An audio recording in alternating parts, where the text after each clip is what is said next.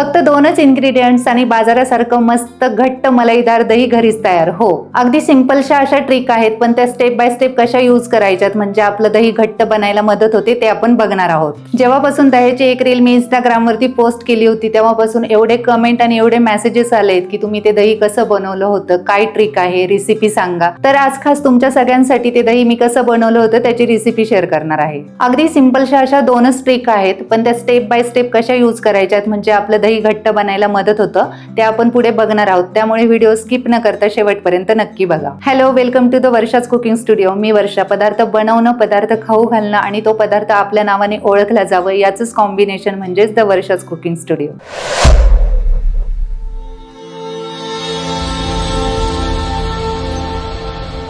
उन्हाळा सुरू झाला की बऱ्याच घरांमध्ये दह्यापासून वेगळे वेगळे पदार्थ बनवले जातात. दह्याची लस्सी, ताक, मठ्ठा, दही भात असे पदार्थ खायची इच्छा होत असते. पण त्यासाठी परफेक्ट दही घरीच कसं लावायचं हे महत्वाचं आहे, कारण बाजारामधल्या दह्यामध्ये किती भेसळ असते हे आपल्याला माहितीच आहे. पण आपण आज जे दही बनवणार आहोत त्यात अजिबात सुद्धा मिल्क पावडर वापरणार नाहीये, मिरची वापरणार नाहीये, फ्रेश क्रीम वापरणार नाही. फक्त दही आणि विरजन पासून आपण हे दही बनवणार आहोत. फक्त स्टेप महत्वाचे आहे. चला तर सुरुवात करूया. तर दही बनवण्यासाठी सगळ्यात पहिले आपल्याला दूध गरम करून घ्यायचंय. आता त्यासाठी मी इथे एक पातेलं गरम करायला ठेवलंय. आता इथे सगळ्यात महत्वाची टिप्स ही आहे की आपल्याला ह्या पातेल्यामध्ये दूध टाकण्याच्या अगोदर अर्धा कप पाणी टाकून घ्यायचंय.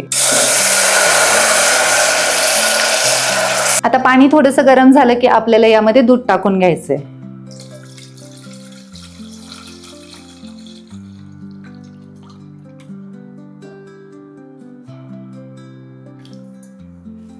आता मी इथे 1 लिटर म्हशीचं दूध घेतलंय. दूध घेताना शक्यतो म्हशीचं दूध घ्या, म्हणजे दही पण आपलं पांढरं शुभ्र दिसतं आणि म्हशीचं दूध पण घट्ट असतं. आता आपण इथे पहिले पाणी यासाठी टाकले की आपण जर डायरेक्ट दूध टाकलं तर दूध खाली तळाला लागतं आणि मग त्याची साई तयार होते आणि ती जमा झालेली साई आपल्या दुधामध्ये मिक्स होते आणि तिचे गोळे गोळे तयार होतात. त्यामुळे आपण पहिले पाणी टाकलं आणि मग वरनं दूध टाकलं. असं केल्यामुळे दूध व्यवस्थित उकळलं जातं, साईचे असे छोटे छोटे गोळे तयार होत नाहीत.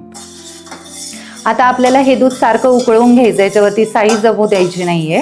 आता या पद्धतीने आपल्याला हे दूध उकळत असताना सारखं हलवत राहायचंय, म्हणजे याच्यावरती साई तयार होणार नाही. आता एक 5 ते 7 मिनिट हे दूध चांगलं उकळून घ्यायचं, म्हणजे ह्याच्यामध्ये जे आपलं एक्स्ट्राचं पाणी असतं ते जळून जातं आणि मग दह्याला पण पाणी सुटत नाही. आता आपलं दूध छान उकळून झालंय. गॅस बंद करायचा आणि हे दूध आपल्याला थंड होण्यासाठी असंच ठेवून द्यायचंय. आता मध्ये मध्ये याला 10-15 मिनिटांनी असं हलवत राहायचं, म्हणजे ह्याच्यावरती जी साई जमा होती ती होणार नाही. जर थंड दुधामध्ये दही लावलं तर ते बऱ्याचदा सेट होत नाही किंवा कधी कधी ते लागत सुद्धा नाही. आणि जास्त गरम दुधामध्ये जर दही लावलं तर ते आंबट पण होतं आणि कधी कधी त्याला पाणी पण खूप सुटतं. त्यामुळे आपल्याला दुधाचं टेम्परेचर कोमटच घ्यायचंय. आता हे दूध कोमट झालं हे चेक करण्यासाठी काय करायचं, पहिले हे सगळं दूध व्यवस्थित हलवून घ्यायचं, कारण बऱ्याचदा वरचं दूध हे थंड होतं आणि खालचं दूध गरमच राहतं. त्यामुळे पहिले हे दूध मिक्स करायचं. हे दूध हलवून झालं की आपल्याला यामध्ये एक बोट डीप करून बघायचं. हाताला 10 सेकंदांपर्यंत जर आपल्याला चटका लागला नाही, कोमट असं फक्त जाणवलं तर आपलं दूध हे कोमट झालंय असं समजून जायचं. आता ज्या भांड्यात आपल्याला दही लावायचे ते भांडं आपण तयार करायला घेऊयात. आता इथे जी दुसरी महत्वाची टिप्स आहे ती आपण बघणार आहोत. त्यासाठी आपल्याला विरजन लागणार आहे. आता विरजन म्हणजे काय, तर आपल्याकडे जे पहिले थोडंसं दही असतं ते दही वापरून आपण दुसरं दही बनवतो, त्याला विरजन म्हणतात. आता नॉर्मली दही लावताना आपण हे विरजन तो दह्यामध्ये टाकतो आणि एकदा हलवून आपण दही लावतो, पण त्यामुळे हे विरजन दुधामध्ये व्यवस्थित मिक्स होत नाही आणि मग काही ठिकाणी खूप घट्ट दही लागतं तर काही ठिकाणी फक्त दूध राहतं. मग त्यासाठी काय करायचं की ज्या भांड्यामध्ये आपल्याला दही लावायचे त्या भांड्यामध्ये हे विरजन टाकून घ्यायचं. आता मी इथे 2 भांड्यात दही सेट करणार आहे, म्हणून मी दोन्ही भांड्यात थोडं थोडं विरजन टाकून घेतलंय. आता ह्या विरजनामध्ये आपल्याला 1-1 चमचा हे कोमट दूध टाकून घ्यायचंय. आता एका विस्करच्या मदतीने आपल्याला हे विरजन या दुधामध्ये एकसारखं असं मिक्स करून घ्यायचं.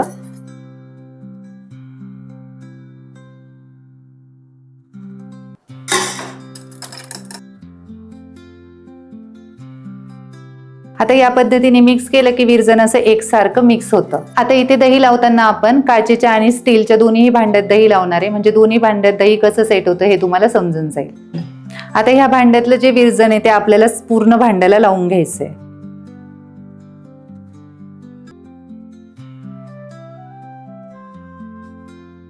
आता या पद्धतीने आपली भांडी तयार झाली की आपल्याला हे कोमट झालेले दूध यामध्ये ओतून घ्यायचे.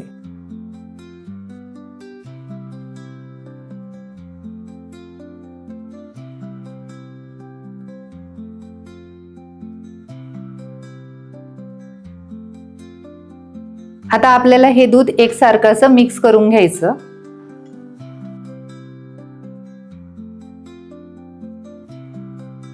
आता झाकण ठेवून झालं की 5 ते 6 तासांसाठी हे भांडे आपल्याला एका साईडला असेच ठेवून द्यायचे. आता उन्हाळा आहे म्हणून 5-6 तासांमध्ये दही चांगलं सेट होतं, पण हिवाळा असेल तर थोडा वेळ जास्त लागू शकतो. आता इथे अजून एक सगळ्यात महत्त्वाची गोष्ट म्हणजे की हे दही सेट होत असताना 5-6 तास याच्यावरचं झाकण काढून अजिबात चेक करायचं नाहीये, कारण आपलं जे दूध असतं ते कोमट असतं आणि आपण त्यामध्ये जे विरजण घालतो त्याची दुधासोबत रिॲक्शन होत असते. त्याच्यामध्ये एक उबदारपणा तयार झालेला असतो आणि जर त्याच्यावरचं झाकण आपण काढलं तर त्याला कुठेतरी एक डिस्टर्बन्स येतो आणि मग दही व्यवस्थित सेट होत नाही. आणि अजून एक महत्त्वाचं म्हणजे की इथे विरजण घेताना खूप जुनं 4-5 दिवसांपूर्वीचं विरजण घ्यायचं नाहीये, 1-2 दिवसाचंच विरजण घ्यायचंय, म्हणजे ते जास्त आंबट नसतं, मग दही पण सेट व्हायला जास्त प्रॉब्लेम येत नाही.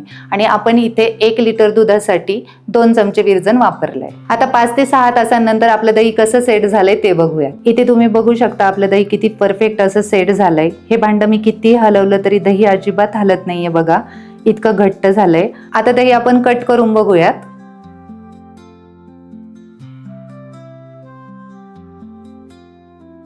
बघा अजिबात सुद्धा पाणी सुटलं नाहीये.